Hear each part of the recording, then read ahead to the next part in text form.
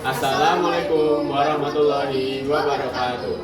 Halo semuanya, perkenalkan kami dari kelompok Gunung Rinjani yang beranggotakan Saya Aidilin Erin Agustin, nomor absen 2. saya Atta Feril Azam, nomor absen 7.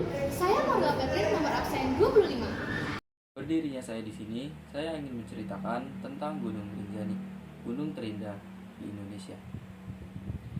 Gunung Rinjani, gunung berapi tertinggi di Lombok. Gunung Rinjani adalah gunung berapi aktif di Pulau Lombok, Nusa Tenggara Barat. Ketinggian dari Gunung Rinjani adalah 3.726 mdpl, meter di atas permukaan laut. Sebagai gunung tertinggi kedua di Indonesia, di luar Papua, Rinjani menjadi bagian dari Taman Nasional Gunung Rinjani, yang kaya akan keanekaragaman hayati. Danau Segara Anak merupakan daya tarik dari tujuan pendakian berupa sebuah kawah luas dengan air biru kehijauan yang terdapat di puncak gunung. Puncak Rinjani berbentuk strato atau lubang di puncak gunung.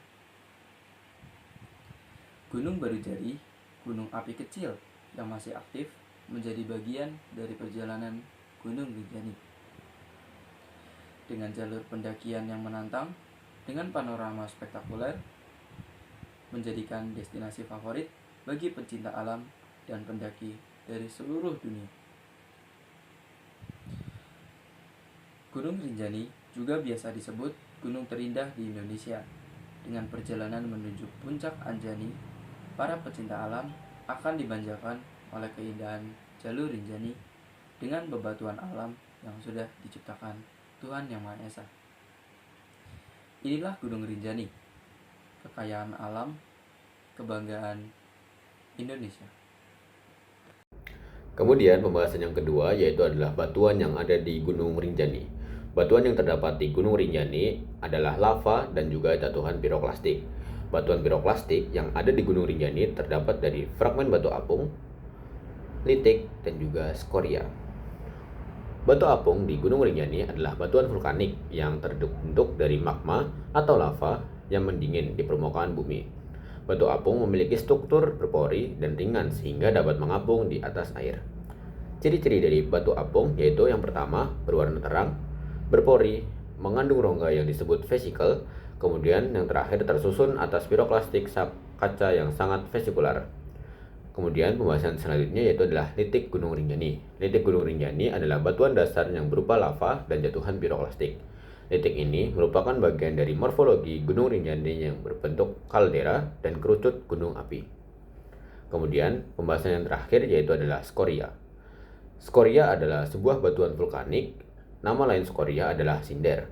Skoria diproduksi oleh fragmentasi aliran lava. Kubah vulkanik skoria dapat ditinggalkan setelah letusan. Biasanya membentuk gunung dengan kawah di puncaknya. Contohnya adalah Gunung Rinjani.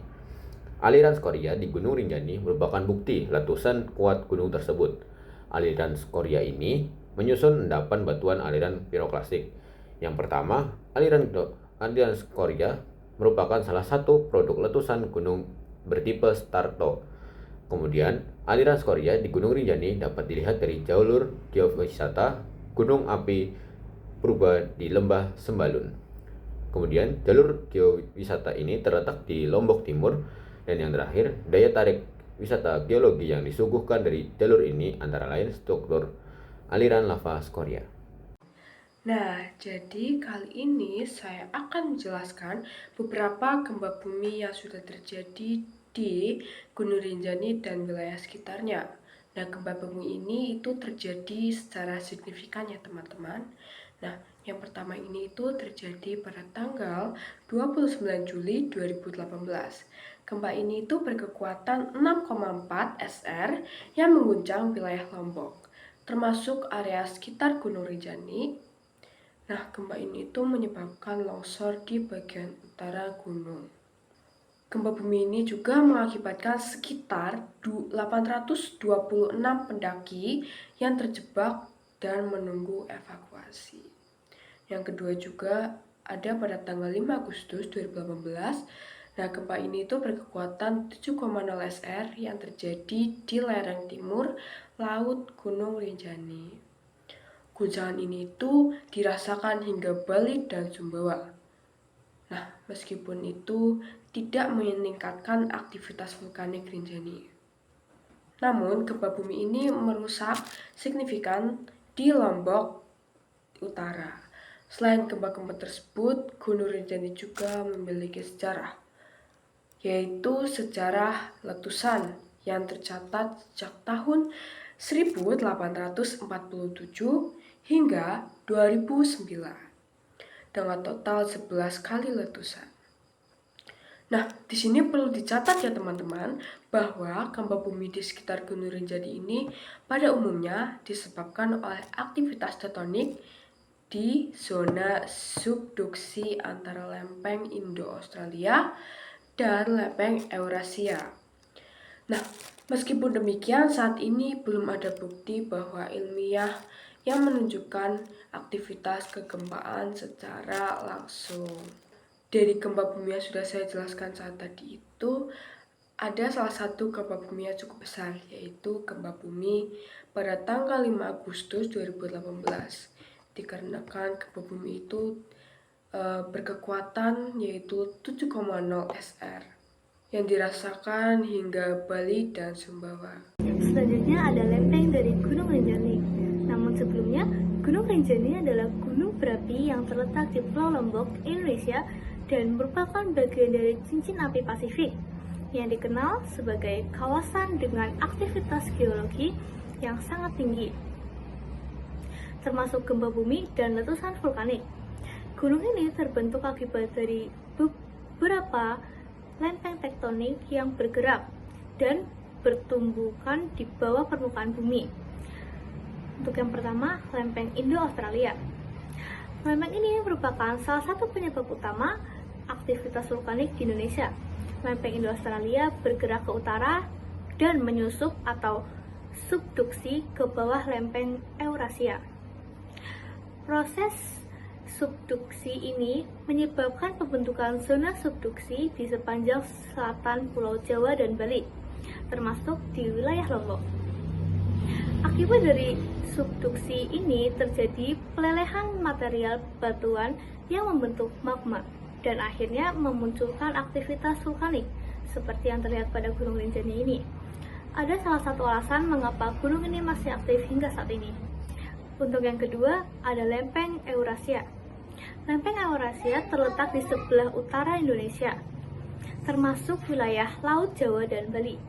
Lempeng ini bertemu dengan lempeng Indo-Australia di zona subduksi, yang menjadi area dengan tekanan tinggi dan mengarah pada aktivitas tektonik yang sangat dinamis. Benturan antara kedua lempeng ini menghasilkan pergeseran besar dalam kerak bumi, yang menciptakan kondisi untuk pembentukan gunung berapi seperti Gunung Rinjani. Selain itu, pergerakan lempeng Eurasia juga menyebabkan pembentukan sesar besar di wilayah Indonesia. Untuk yang ketiga, lempeng Pasifik.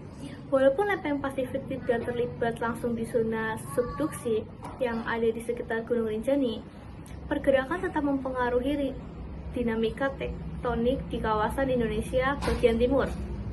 Lempeng Pasifik bergerak ke arah barat, dan meskipun interaksi lebih dominan di wilayah timur Indonesia, pergerakan lempeng ini turut memberi dampak dan pembentukan geologi yang lebih luas di kawasan tersebut. Interaksi antara lempeng-lempeng ini menyebabkan berbagai fenomena geologi seperti gempa bumi, pembentukan sesar, dan aktivitas vulkanik yang sangat aktif. Gunung Rinjani sendiri menjadi salah satu contoh yang jelas dari pengaruh pergerakan tektonik terhadap pembentukan gunung berapi. Proses subduksi yang terjadi di wilayah tersebut memberikan kontribusi besar terhadap keberadaan dan aktivitas vulkanik Gunung Rinjani yang terus mempengaruhi wilayah sekitar dengan gempa bumi dan letusan vulkanik yang terjadi dari waktu ke waktu. Sekian presentasi dari kami.